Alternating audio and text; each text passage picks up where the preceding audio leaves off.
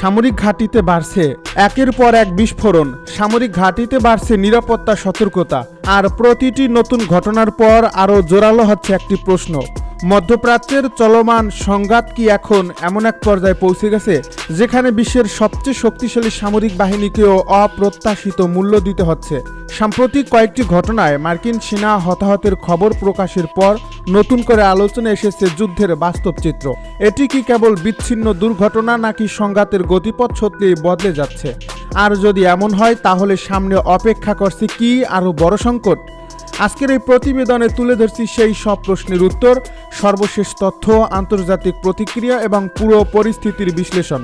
মধ্যপ্রাচ্যে উত্তেজনা যত দীর্ঘায়িত হচ্ছে, ততই বাড়ছে মানবিক ও সামরিক ক্ষয়ক্ষতির তালিকা। যুক্তরাষ্ট্রের সামরিক বাহিনীর প্রকাশিত তথ্য অনুযায়ী উত্তর ইরাকে একটি ইরানি ড্রোনের অবিস্ফোরিত বিস্ফোরক নিরাপদে নিষ্ক্রিয় করার সময় একজন মার্কিন সেনা নিহত হয়েছেন। একই ঘটনায় আরও একজন সেনা আহত হন। এই তথ্য প্রকাশ করেছে মার্কিন সেন্ট্রাল কমান্ড বা সেনকম। ওয়াশিংটনের পক্ষ থেকে জানানো হয়েছে, এই ঘটনাটি ঘটে একটি ঝুঁকিপূর্ণ বিস্ফোরক নিষ্ক্রিয়করণ অভিযানের সময়। বিস্ফোরকের ধরন এবং পুরো ঘটনার বিস্তারিত তদন্ত এখনও চলমান। নিহত সেনার পরিচয় তাৎক্ষণিকভাবে প্রকাশ করা হয়নি। এর ফলে ঘটনাটি নিয়ে বিভিন্ন মহলে আলোচনা শুরু হলেও আনুষ্ঠানিক তদন্ত শেষ না হওয়া পর্যন্ত অনেক প্রশ্নের উত্তর এখনও অজানা। এই ঘটনার মাত্র একদিন আগেই জর্ডানে যুক্তরাষ্ট্র সম্পর্কিত একটি সামরিক স্থাপনায় হামলার ঘটনায় 2 মার্কিন সেনা নিহত হওয়ার খবর প্রকাশিত হয়। মার্কিন সামরিক সূত্র জানায়, ওই হামলার পরও একজন সেনার খোঁজ পাওয়া যায়নি। এরপরে ঘটনাস্থলে অনুসন্ধান চালিয়ে কিছু মানবদেহের অবশিষ্টাংশ উদ্ধার করা হলেও সেগুলোর পরিচয় শনাক্ত করতে ফরেনসিক পরীক্ষা চালানো হচ্ছে। এই ধারাবাহিক হতাহতের ঘটনাগুলো নতুন করে যুক্তরাষ্ট্রের সামরিক উপস্থিতি এবং নিরাপত্তা ব্যবস্থাকে নিয়ে প্রশ্ন তুলছে। কারণ সাম্প্রতিক সময়ে শুধু সরাসরি হামলাই নয়, বিস্ফোরক নিষ্ক্রিয় করার মতো উচ্চ ঝুঁকির মিশনেও প্রাণহানির ঘটনা ঘটছে। অর্থাৎ যুদ্ধক্ষেত্রে বিপদ এখন শুধু আক্রমণের মধ্যে সীমাবদ্ধ নেই, যুদ্ধের রেখে যাওয়া বিস্ফোরকেও সমানভাবে প্রাণঘাতী হয়ে উঠছে। বিশ্লেষকদের মতে আধুনিক যুদ্ধের একটি বড় বৈশিষ্ট্য হলো কম খরচের কিন্তু কার্যকর প্রযুক্তি ব্যবহার। ড্রোন, লয়টারিং মিউনিশন এবং দূরপাল্লার ক্ষেপণাস্ত্র এখন প্রচলিত যুদ্ধের ধরন বদলে দিয়েছে।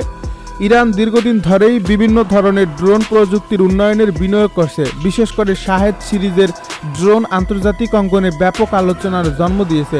তবে এই ধরনের ড্রোন ব্যবহারের কার্যকারিতা এবং সেগুলোর মাধ্যমে ঠিক কতটা সামরিক সাফল্য অর্জিত হয়েছে তা নিয়ে বিভিন্ন পক্ষের ভিন্ন ভিন্ন দাবি রয়েছে। যুদ্ধক্ষেত্রে প্রতিটি হামলার প্রকৃত ক্ষয়ক্ষতি স্বাধীনভাবে যাচাই করা সব সময় সম্ভব হয় নাই। তাই কোনো পক্ষের দাবি সরাসরি নিশ্চিত সত্য হিসাবে গ্রহণ করা কঠিন। অন্যদিকে যুক্তরাষ্ট্রের জন্য বড় চ্যালেঞ্জ হয়ে দাঁড়িয়েছে বিস্তীর্ণ অঞ্চল জুড়ে ছড়িয়ে থাকা তাদের সামরিক ঘাঁটি এবং সদস্যদের নিরাপত্তা নিশ্চিত করা। ইরাক, সিরিয়া, জর্ডান, কুয়েত এবং উপসাগরীয় অঞ্চলে যুক্তরাষ্ট্রের বিভিন্ন সামরিক স্থাপনা রয়েছে। প্রতিটি স্থাপনায় আলাদা নিরাপত্তা ব্যবস্থা থাকলেও সংঘাত যত বিস্তৃত হচ্ছে, ঝুঁকিও ততই বাড়ছে। সামরিক বিশ্লেষকদের একাংশ বলছেন, বর্তমান সংঘাতে প্রচলিত যুদ্ধের পাশাপাশি অসম যুদ্ধ কৌশলও গুরুত্বপূর্ণ ভূমিকা রাখছে। ছোট আকারের ড্রোন, রকেট, বিস্ফোরক এবং দ্রুত হামলার কৌশল অনেক সময় বড় সামরিক শক্তিকেও কঠিন পরিস্থিতিতে ফেলতে পারে। এর ফলে শুধু আধুনিক যুদ্ধবিমান বা উন্নত ক্ষেপণাস্ত্র থাকলেই সব ধরনের হুমকি মোকাবেলা করা সম্ভব হয় না। এদিকে বিভিন্ন আন্তর্জাতিক সংবাদ মাধ্যমে প্রকাশিত প্রতিবেদনে দাবি করা হয়েছে, সাম্প্রতিক সংঘাতে মার্কিন বাহিনীর হতাহত সংখ্যা ধীরে ধীরে বাড়ছে। তবে এই সংখ্যা নিয়ে বিভিন্ন সূত্রের মধ্যে পার্থক্য রয়েছে। কোনো প্রতিবেদনে নির্দিষ্ট সংখ্যক নিহত ও আহত সেনার তথ্য উল্লেখ করা হলেও এসব তথ্যের সবগুলো স্বাধীনভাবে যাচাই করা সম্ভব হয়নি। তাই এ ধরনের পরিসংখ্যান সতর্কতার সঙ্গে বিবেচনা করার পরামর্শ দিচ্ছেন পর্যবেক্ষকেরা। শুধু প্রাণহানিই নয়, সংঘাতের আরেকটি বড় প্রভাব পড়ছে সামরিক মনোবল এবং অপারেশনাল পরিকল্পনার উপর। প্রতিটি সেনা হারানোর অর্থ শুধু একটি জীবন নয়, বরং একটি প্রশিক্ষিত সামরিক সক্ষমতার ক্ষতি। একই সঙ্গে প্রতিটি ঘটনার পর নিরাপত্তা প্রোটোকল নতুন করে মূল্যায়ন করতে হয়, যা ভবিষ্যৎ অভিযানের ধরনেও প্রভাব ফেলতে পারে। রাজনৈতিক দিক থেকেও বিষয়টি অত্যন্ত গুরুত্বপূর্ণ। যুক্তরাষ্ট্রের প্রশাসনের উপর এখন একদিকে রয়েছে মিত্রদের নিরাপত্তা নিশ্চিত করার চাপ, অন্যদিকে রয়েছে নিজেদের সেনাদের সুরক্ষা নিশ্চিত করার দায়িত্ব। এর ফলে প্রতিটি সামরিক সিদ্ধান্ত এখন শুধু যুদ্ধক্ষেত্র নয়, অভ্যন্তরীণ রাজনীতিতেও আলোচনার বিষয় হয়ে উঠছে। অন্যদিকে ইরান দীর্ঘদিন ধরেই বলে আসছে যে তারা নিজেদের নিরাপত্তা ও আঞ্চলিক স্বার্থ রক্ষায় প্রয়োজনীয় ব্যবস্থা নেবে। তবে বিভিন্ন হামলার ক্ষেত্রে সরাসরি দায় স্বীকার বা অস্বীকারের বিষয়টি প্রতিটি ঘটনার ক্ষেত্রে একরকম নয়। অনেক ঘটনায় সংশ্লিষ্ট পক্ষগুলোর বক্তব্য পরস্পর বিরোধী হওয়ায় প্রকৃত পরিস্থিতি নির্ধারণ করা কঠিন হয়ে পড়ে। এই সংঘাতের আরেকটি উদ্বেগের বিষয় হলো এর ভৌগোলিক বিস্তৃতি। একটি দেশের ভেতরে সীমাবদ্ধ না থেকে বিভিন্ন সময়ে প্রতিবেশী অঞ্চল এবং একাধিক সামরিক স্থাপনাকে ঘিরেও উত্তেজনা তৈরি হয়েছে। এর ফলে পুরো মধ্যপ্রাচ্যের নিরাপত্তা পরিস্থিতি আরও জটিল হয়ে উঠছে। মধ্যপ্রাচ্যের আকাশে আবারও যুদ্ধের কালো মেঘ। একের পর এক বিস্ফোরণের খবর, সামরিক ঘাঁটি ঘিরে আতঙ্ক, আর নতুন করে সামনে এসেছে এমন দাবি যা পুরো অঞ্চলের নিরাপত্তা পরিস্থিতিকে আরও জটিল করে তুলছে। ইরানের পক্ষ থেকে দাবি করা হয়েছে কুয়েতে অবস্থানরত মার্কিন সামরিক স্থাপনাকে লক্ষ্য করে ড্রোন অভিযান চালানো হয়েছে।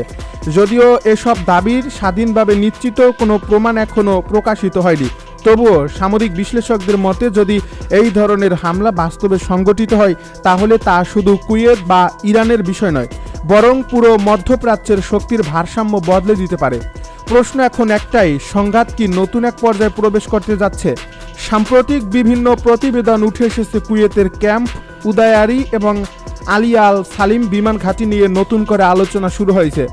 এই দুটি ঘাঁটি দীর্ঘদিন ধরেই যুক্তরাষ্ট্রের আঞ্চলিক সামরিক উপস্থিতির গুরুত্বপূর্ণ অংশ হিসেবে কাজে পরিচিত। বিশেষ করে আলী আল সালিম এয়ারবেসকে পশ্চিম এশিয়ায় মার্কিন বিমান পরিবহন ও লজিস্টিক কার্যক্রমের অন্যতম প্রধান কেন্দ্র হিসেবে বিবেচনা করা হয়। অন্যদিকে ক্যাম্প উদায়ারিও এই অঞ্চলে মার্কিন ও মিত্রবাহিনীর বড় সামরিক ঘাঁটিগুলোর একটি। ইরানের ইসলামিক রেভলিউশনারি গার্ড কর্পস বা আইআরজিসি সংশ্লিষ্ট বিভিন্ন সূত্র দাবি করেছে তাদের পরিচালিত ড্রোন অভিযানে ক্যাম্প উদায়ারির গোলাবারুদের সংরক্ষণাগার এবং আলী আল সালিম বিমান ঘাঁটির বিমান প্রতিরক্ষা ও নজরদারি ব্যবস্থাকে লক্ষ্যবস্তু করা হয়েছে।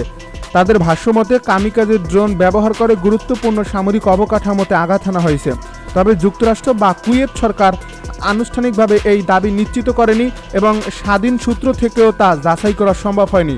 যদিও এসব তথ্য নিশ্চিত নয়, তবুও সামরিক বিশেষজ্ঞরা বলছেন এই ধরনের দাবি নিজেই একটি গুরুত্বপূর্ণ বার্তা বহন করে, কারণ যুদ্ধক্ষেত্রে শুধু বাস্তব হামলাই নয়, মনস্তাত্ত্বিক চাপ তৈরি করাও একটি বড় কৌশল। প্রতিপক্ষের অনিশ্চয়তার মধ্যে রাখা, প্রতিরক্ষা ব্যবস্থাকে ব্যস্ত রাখা এবং রাজনৈতিক বার্তা পৌঁছে দেওয়ার জন্য এমন দাবি ব্যবহার করা হয়ে থাকে।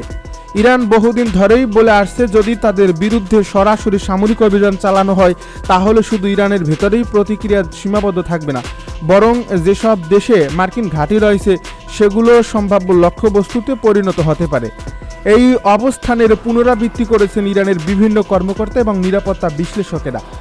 ইরানের সংসদের জাতীয় নিরাপত্তা ও পররাষ্ট্রনীতি কমিটির সদস্য আহমেদ বকশায়েশ আরদেস্তনি আগে সতর্ক করে বলেছিলেন যুক্তরাষ্ট্র যদি ইরানের বিরুদ্ধে স্থল অভিযান শুরু করে তাহলে কুয়েত ও বাহরাইনে থাকা মার্কিন সামরিক উপস্থিতিও ইরানের প্রতিক্রিয়ার আওতায় আসতে পারে।